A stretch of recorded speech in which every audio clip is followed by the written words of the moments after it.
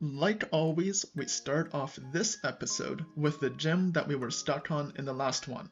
However, this time we need to take a little detour, since Happiny evolves into Chansey only if leveled up while holding an oval stone, which we picked up earlier from somewhere, I don't remember where, during the day. I start streaming at 7 PM and Brilliant Diamond officially swaps to night at 8 PM. Luckily, we aren't DaytimeLeek or we wouldn't have been able to do this. Given that we only had an hour, and my entire plan to beat the gym was keep trying until things work out, we had to get this done quick. So we went over to some nearby grass and quickly got our Happiny a level so we could have a Chansey. While I didn't have huge hopes for this making a big difference, it was at least something. With our newly improved team, we went back to the gym. Unfortunately, my original secret weapon was a complete failure, but with only a handful of attempts, we managed to finally beat the fighting gym, which is the worst type matchup by far, so hopefully that means the rest can only get easier. With our third gym badge, we left around dusk when we met Dawn, who apparently dropped her Pokédex and the nice astrophysicist businessman found it for her. While we were retrieving it, our Chansey evolved into Blissey. This requires a high friendship level, proving that these nice people are indeed our friends.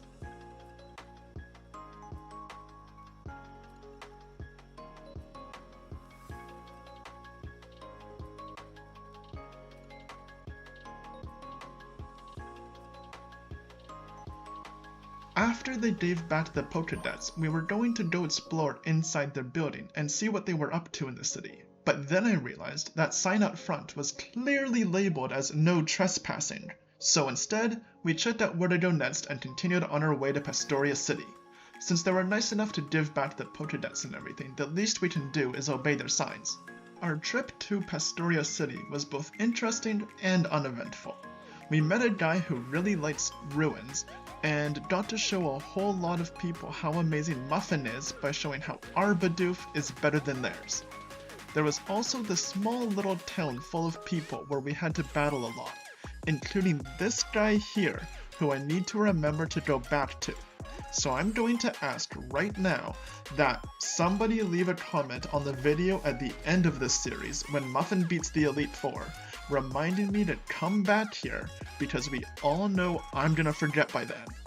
But other than that, there wasn't anything of note in particular. We finally made it to Pastoria City. We explored around a bit, talking to everybody in the city and attempting to loot their homes, but sadly nobody was giving us anything for free. So instead, we decided to hop right into the gym challenge. After looking through all the TMs we have to see what would be effective, apparently this is the water gym, we taught Blissey Grass Knot and figured the best way to see what to do was to simply jump right into it. Grass Knot made quick work of everyone in our way, and the puzzle was essentially a linear path, so we made it to the gym leader in no time at all. I was a little nervous going into it, given our track record of gym leaders ending the stream as we run out of ideas, but for now, there was nothing to do but give it our best attempt and see what needed to be changed. Gym leader Wake opened with a Gyarados, which was a bit worrying as Grass Knot isn't super effective to it thanks to it being half flying. It hit us back pretty hard, so I went for a dangerous play with high risk but high reward, or so I hoped. Gyarados used Crunch on a Muffin JBFR. That's a Dark-type physical move. Gyarados also wasn't weak to Grass Knot thanks to that flying type. With that knowledge, I swapped in Muffin Jr. He's Rock Ground, so double weak to water, but, importantly, has Rock Blast. The goal was to take a Crunch, then hit back with a super effective move before Graveler took a double super effective water move back. We indeed took a Crunch right as we swapped in as expected, which Graveler, being a giant rock, has high defense to avoid taking too much damage from.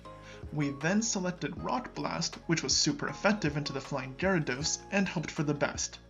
Unfortunately, Gyarados was faster than us, not a terribly big surprise there in hindsight, but did way less damage than I expected, and Graveler was just fine. We Rock Blasted back and easily took out the Gyarados.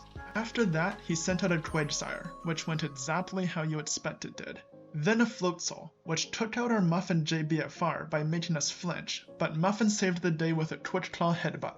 We managed to get 2 gym badges in one day, the second one even on our first try.